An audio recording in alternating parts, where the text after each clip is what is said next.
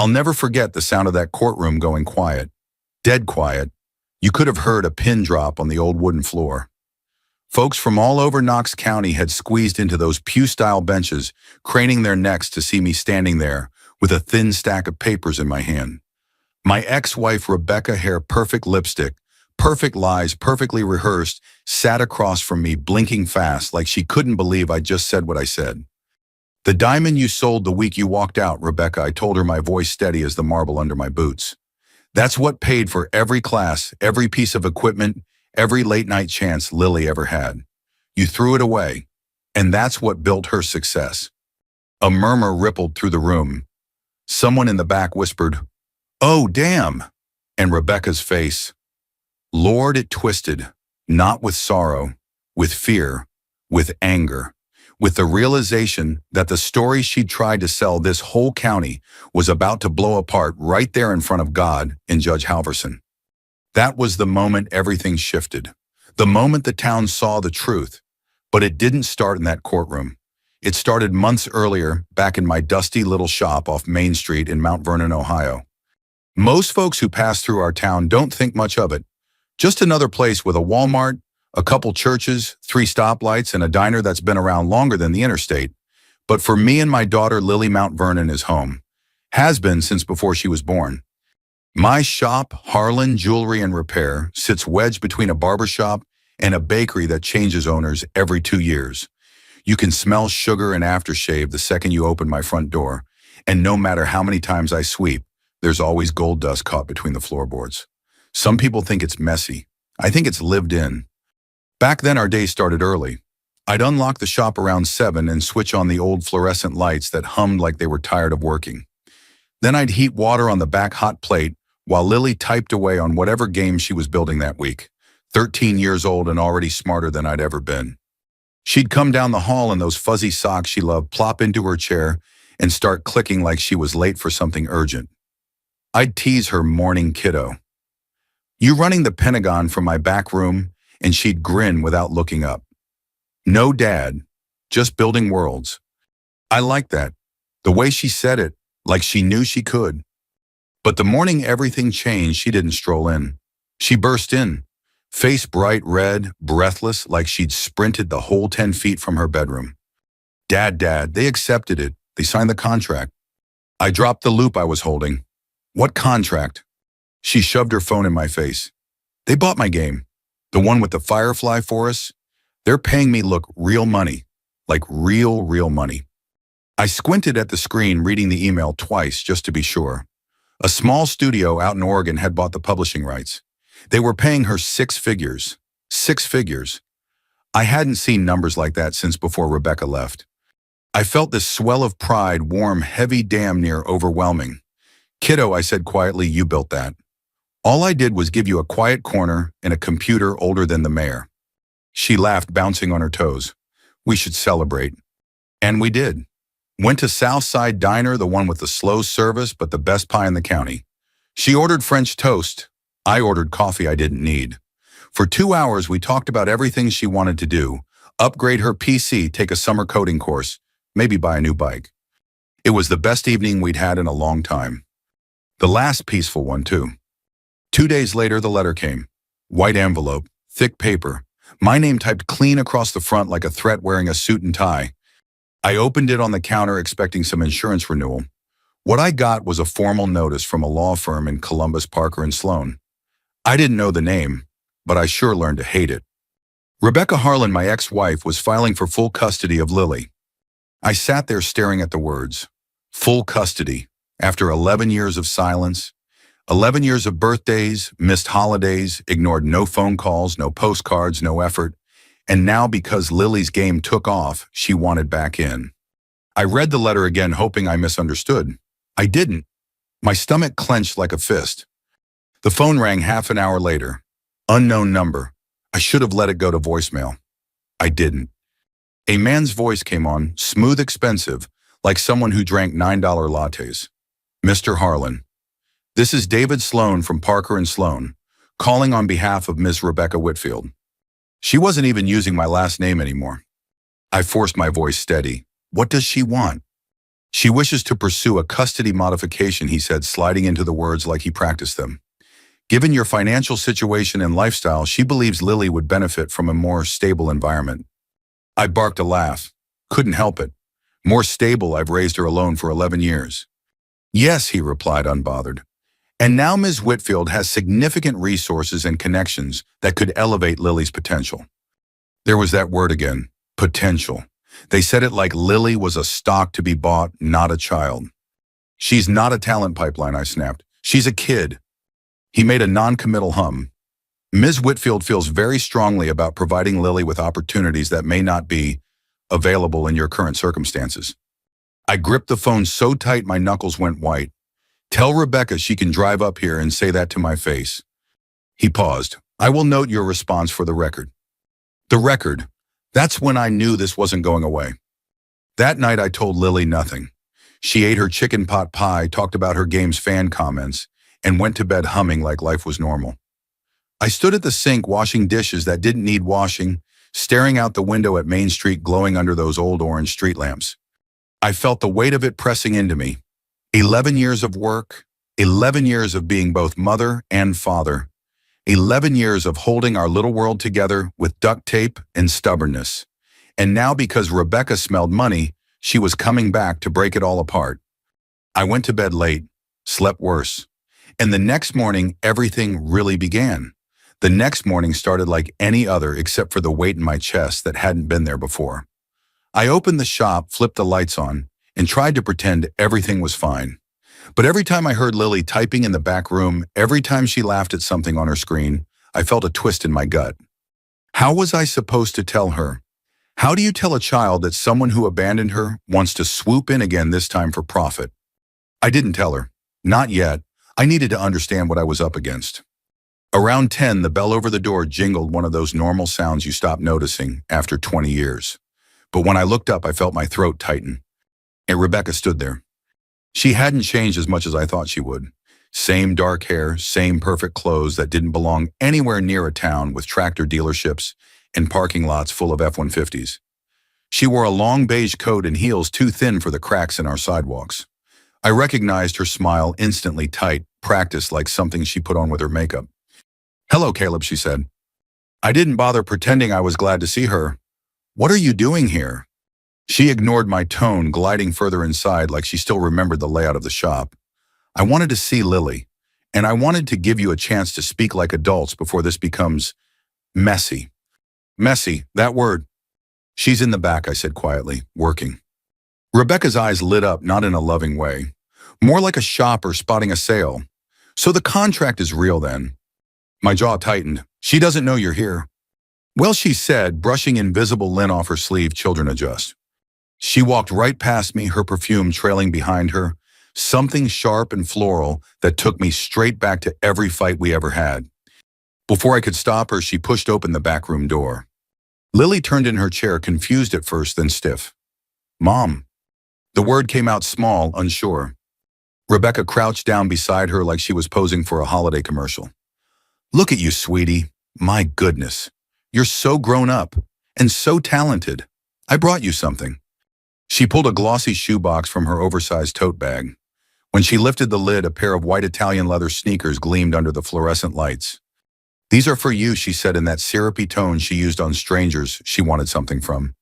You'll look so cute in them. Lily frowned. I already have shoes. Rebecca forced a laugh. Sweetheart, these are real Italian leather.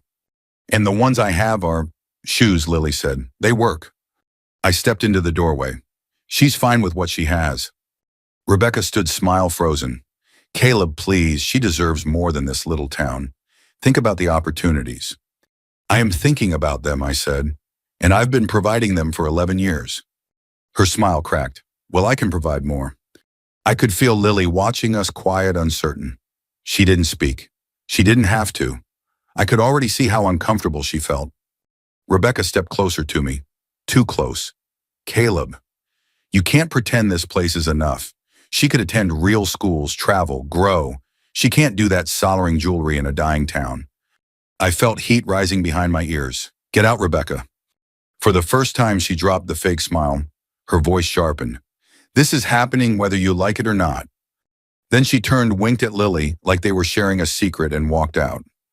The door closed. Lily didn't turn back to her computer right away. She sat there tapping her pencil against the desk.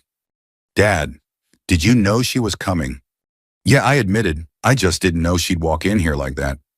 Is she trying to take me? I swallowed hard. She thinks she can offer you a different life. Lily shook her head. She doesn't even know my life. That night after Lily had gone to bed, I stayed in the workshop long after dark. I stared at my tools, the half-finished ring on the bench, the old safe in the corner. I thought about the years, 11 of them, where I'd patched her jeans, packed her lunches, taught her right from wrong. Rebecca had missed all of it. Not because she couldn't be here, but because she didn't want to be. And now she wanted to swoop in like she'd been part of the story all along. I felt anger settle into me slow and heavy, but I also felt something else, fear. What if a judge believed her? What if they looked at my modest shop, my uneven income, my quiet life, and decided Lily would be better off somewhere else? That fear didn't stay long, not after what happened next. The first hearing was held in the Knox County Courthouse, the oldest building in town. Red brick, white columns, creaky floors. I'd been inside maybe twice in my whole life, and both times for jury duty. This felt different, worse, like walking into a test you didn't study for. Rebecca arrived looking like she'd stepped out of a magazine navy suit, polished heels, hair smoothed into something sleek. Her lawyer stood beside her, the same man on the phone, David Sloan, sharp-nosed, silver tie eyes that measured people instead of seeing them. My own attorney, a middle-aged guy named Mark Benton, who charged less than anyone else in the county, sat next to me flipping through papers. When the judge entered, Judge Halverson, a big man with the patience of an oak tree, Rebecca's lawyer, started talking, and he didn't stop for 20 minutes. He painted me as a man holding Lily back, a financially inconsistent business owner, limited in opportunities. He said Rebecca had the means to elevate Lily's future, that she deeply regretted her past and was ready to make it right. I sat there gripping the edge of the table, listening to a stranger rewrite my life, while Rebecca dabbed at her eyes with a tissue she didn't need. When it was our turn, Mark did his best. He talked about stability, community, Lily's academic records. But the whole time I could feel the room leaning toward the fancy lawyer with the shiny voice. And for the first time since Lily was born, I doubted myself. After the hearing, I drove home exhausted. Lily was doing homework at the kitchen table. She looked up when I came in. How'd it go? I forced a smile. It's just a first hearing, kiddo. She nodded but didn't believe me. Kids always know. I walked to my room, shut the door, and sat on the edge of the bed. For a long while I didn't move, didn't think, just sat in the quiet shape of doubt. Then eventually I stood up. Because something inside me knew what doubt couldn't change. She was my daughter, and I wasn't about to lose her. The morning after that first hearing, I woke up with the kind of exhaustion that doesn't come from lack of sleep.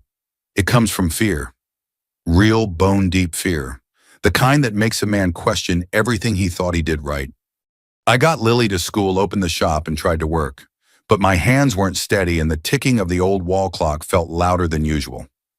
Around noon, I locked up early and drove 20 minutes out to Gambier to see an old friend, Ethan Marshall. Not Rebecca's Ethan, a different one, a good one. Ethan had been a paralegal years back, before moving into private investigation work. He knew people, the kind of people who could look up public records without bending the law. I needed answers. Not for revenge, not yet. Just for clarity. We met in a small diner off Route 229, the kind with cracked vinyl booths and a waitress who called everyone Han. Ethan arrived wearing his usual faded OSU hoodie and baseball cap, sliding into the seat across from me like we were grabbing lunch on any other day. "What's going on, Cal?" he asked. "Your text sounded bad." I rubbed my face. "It is bad. Rebecca's trying to take Lily." Ethan's eyebrows shot up. "After 11 years, what's her angle?" "That," I said, leaning forward, "is what I need you to help me figure out." He didn't hesitate. "Tell me everything." I did, every detail. The contract, the letter, the hearing, the lawyer, the way Rebecca strutted into my shop like she owned it. Ethan listened, no interruptions. When I finished, he tapped his fingers against his mug. "I'll look into it," he said. "Give me 2 days." He kept his word. 2 days later, I sat in the workshop sorting stones when my phone buzzed. "Ethan, Come by the diner, he said. Now. I grabbed my jacket and drove faster than I should have. When I stepped inside, Ethan was already in a booth with a stack of papers. His face told me everything before he said a word. It's bad, he murmured. But it's not about Lily, not really. He slid a document across the table.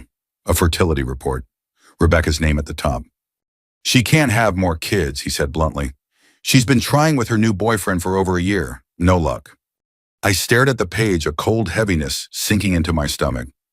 So, Lily's her second chance. Ethan shook his head. More than that, her boyfriend, real estate guy out of Cleveland, comes from money.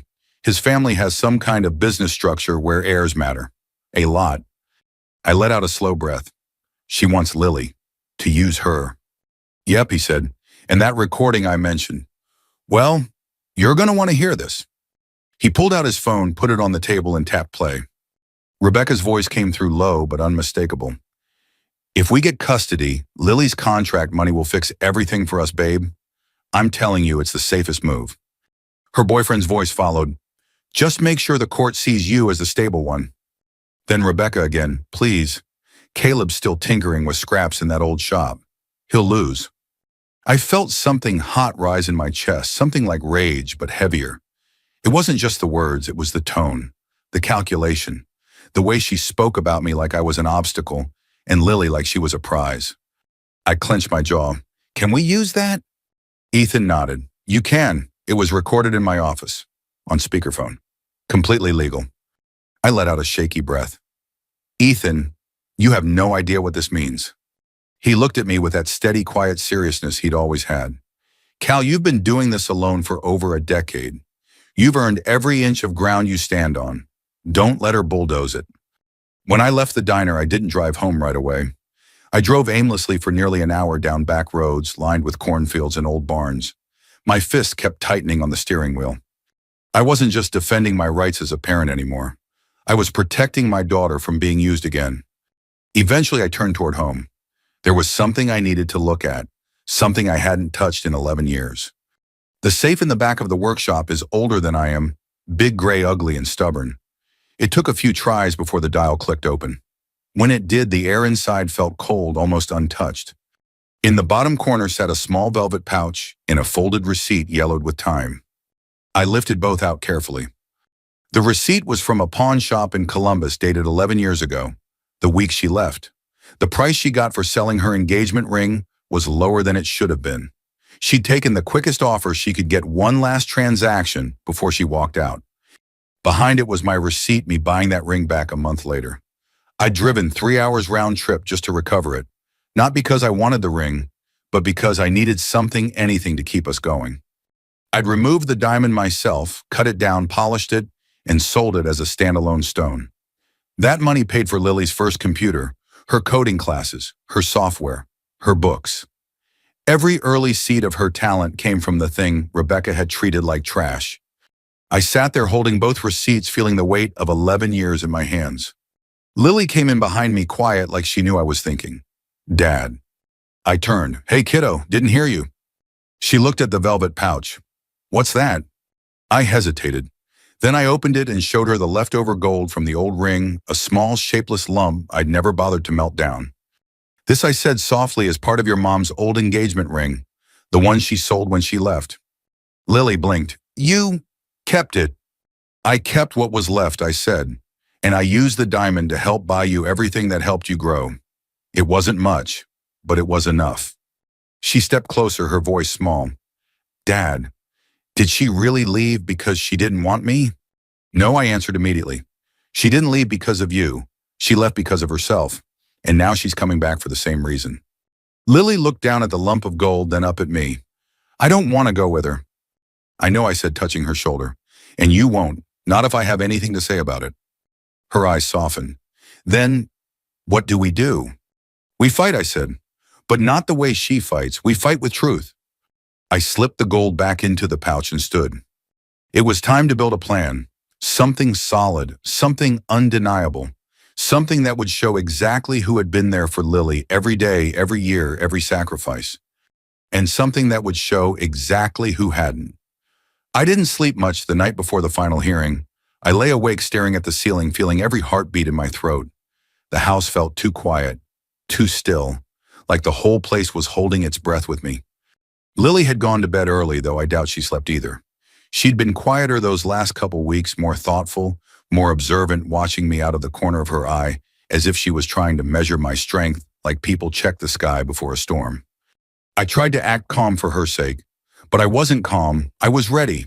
There's a difference. By the time morning came, my stomach was a knot, but my mind was clear.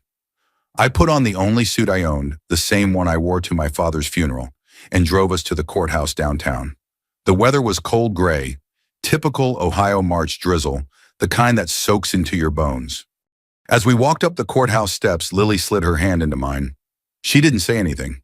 She didn't have to. Her hand was small but steady. Inside the hallway buzzed with noise, footsteps, murmurs, the shuffle of coats. But the second we stepped into courtroom 3B, the noise cut in half. People were already seated in the gallery. Folks from town. People I didn't expect. The barber from next door. The bakery owner. My mailman. Even Mrs. Alder Lily's 7th grade English teacher. They gave me small nods, the kind that say, "We're here. We see you." Rebecca arrived a few minutes later, heels clicking, like she wanted everyone to hear her entrance. Her hair was styled to perfection, her navy dress suit crisp enough to cut glass. Beside her stood David Sloan, her fancy Columbus attorney, straightening his tie like he owned the place. She looked at Lily first. "Sweetie, you look beautiful today." Lily didn't answer. She just leaned closer to me. Judge Halverson entered shortly after Squarejaw, thick beard, a presence that filled up the room without trying. He didn't waste time. "Let's proceed." Sloan rose smoothly, buttoning his jacket. "Your Honor, my client, Miss Rebecca Whitfield, wishes to provide her daughter with a future that surpasses what is possible in her current situation. Ms. Whitfield has the financial means, stability, and network to give Lily every opportunity a talented child deserves." I sat there jaw tight listening as he talked about elevated potential and expanded horizons. He made it sound like shipping Lily off to a different life was some kind of charity. Then Rebecca took the stand. Her voice trembled too perfectly. "I regret the choices I made in the past," she said. "I was young. I was overwhelmed. I didn't understand what Lily needed. But I do now. I want to make up for those lost years. I want to give her everything she deserves." She dabbed at her eyes with a tissue, careful not to smudge her mascara. I recognized that gesture. It wasn't sadness. It was performance. When Sloan finally said no further questions, the judge looked my way. "Mr. Harlan." I stood. My knees felt stiff, but everything else felt steady, steadier than it had in months. I walked to the stand and took my seat. The courtroom didn't just quiet, it settled. Like the air itself wanted to hear what came next. I cleared my throat.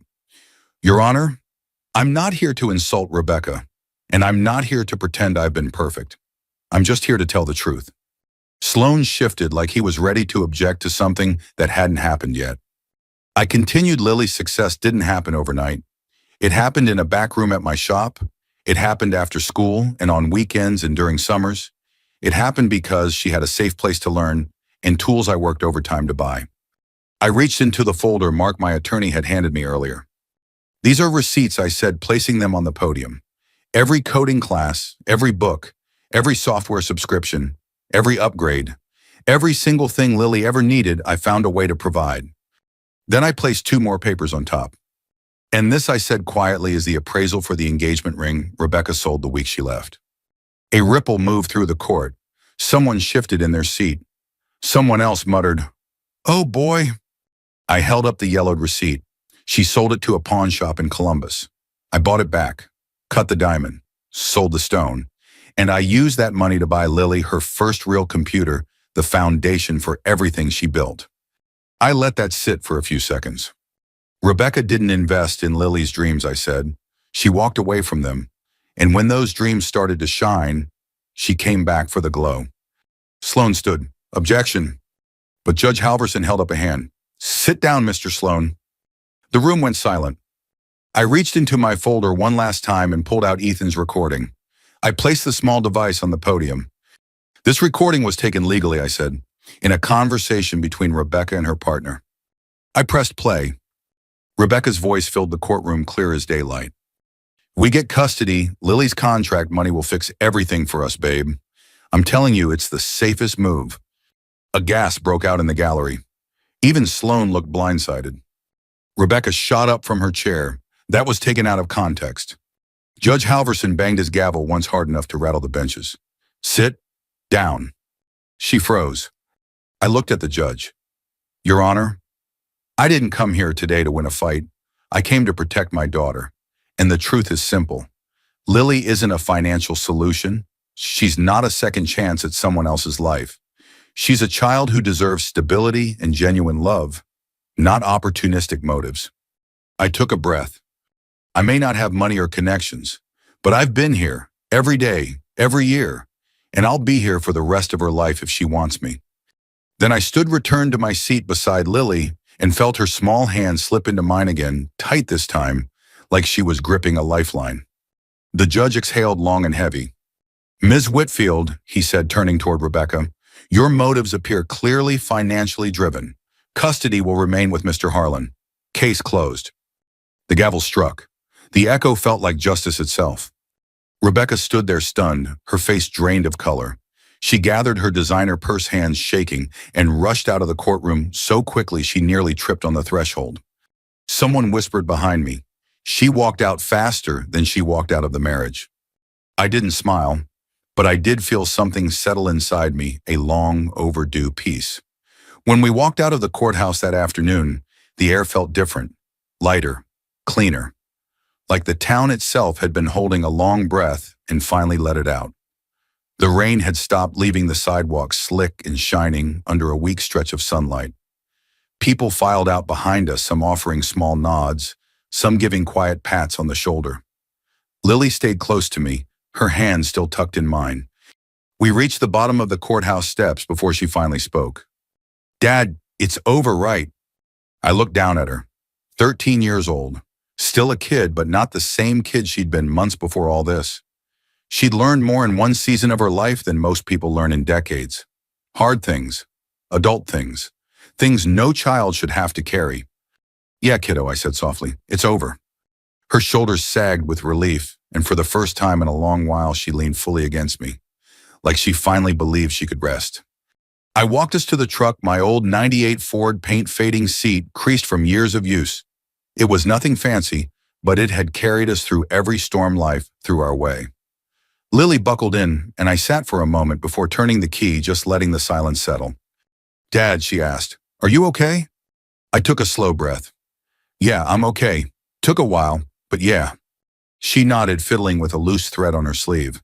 I'm glad the judge saw the truth. So am I said.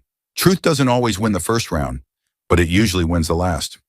She smiled a little at that, and for the first time in a long stretch of heavy weeks, she looked 13 again. Life didn't snap back to normal right away. It never does after something big cracks through it. But over the next couple of months, the pieces settled into new places, better ones, I think. I went back to my shop. The steady rhythm of polishing, cutting, and soldering brought a calm that I hadn't realized I'd been missing. Word got around town about the hearing, and for a while business picked up, not because folks wanted to gossip, but because people in small towns know when a man needs a little support. Hang in there, Caleb, they'd say. We're proud of you. You did right by that girl. Lily's game kept growing in popularity too. The studio out in Oregon sent her updates every couple of weeks. New artwork, new storyboards, messages from players excited to see what she built next. She didn't brag. She never did. She just kept learning, kept improving, kept being the same thoughtful kid she'd always been. Some evenings, she'd sit in the back of the shop again, typing away on her upgraded computer. The glow from her screen would catch the dust in the air, making it look like little sparks floating around her. I'd sit nearby, shaping metal filing down edges, listening to her hum the same little tune she'd hummed since she was 8. One night, a few months after the hearing, she walked into the workshop holding the small lump of gold from her mother's old ring. Dad, she said, can we make something out of this? I looked up. Sure, what do you have in mind? She hesitated, then held out a simple sketch. A small pendant, nothing fancy, just a rounded shape with a subtle engraved line through the center. It doesn't have to be perfect, she said. I want something to remind me that something broken can turn into something good. My throat tightened. Yeah, I murmured. We can make that. We melted the gold down together, holding the tools side by side, shaping the metal exactly how she'd drawn it.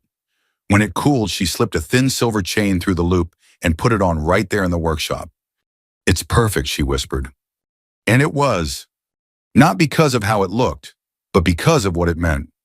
A week later, we were closing up shop when Lily stopped at the door and looked back at me. "Dad, can I ask you something?" "Anything." She tucked her hair behind her ear. "Do you feel sorry for her? For Mom?" The question sat heavy between us. Not sharp, not angry, just honest. I rubbed my hands together thinking. "I don't think your mom's a bad person," I said slowly. "But I think she chased the wrong things. I think she mistook what shines for what matters. There's a difference." Lily nodded, touching her pendant. "Yeah, I'm starting to understand that." We walked out onto Main Street together. The sun was setting, turning the storefront windows soft gold. Folks were leaving the diner, kids were riding bikes, someone was sweeping their porch. Ordinary life. The kind you don't notice until you almost lose it. "Lily," I said quietly, "I'm proud of you. Not for the game, not for the money, but for knowing who you are, for seeing through things most adults don't." She smiled, small, shy, but real. "I learned from you." That one got me right in the chest. We locked up the shop and walked toward the truck, taking our time. Lily looped her arm through mine, and for a moment the world felt exactly right. Looking back now, I realized something I couldn't see before. Revenge, real revenge, isn't about tearing someone else down. It's not about anger or bitterness. It's about truth catching up. It's about standing your ground so firmly that the person who wronged you can't shake you loose no matter how hard they try. Rebecca didn't lose because I destroyed her. She lost because I didn't break. And because Lily didn't either. That's the kind of revenge that lasts. The kind rooted in love, not hate. If you're listening to this, maybe you've got your own battles, your own storms, your own people trying to rewrite your story after you've lived the hard parts yourself. Just remember this. You don't have to shine the brightest to matter the most. You just have to be true to yourself, to the people who depend on you, to the life you're building one small step at a time. And if this story meant something to you, if it reminded you of your own strength or your own family, I hope you'll share it. Someone out there might need a little light in their dark moment, might need to hear that love, stubborn and simple as it is, can still win. Thanks for listening, and take care of the people who take care of you.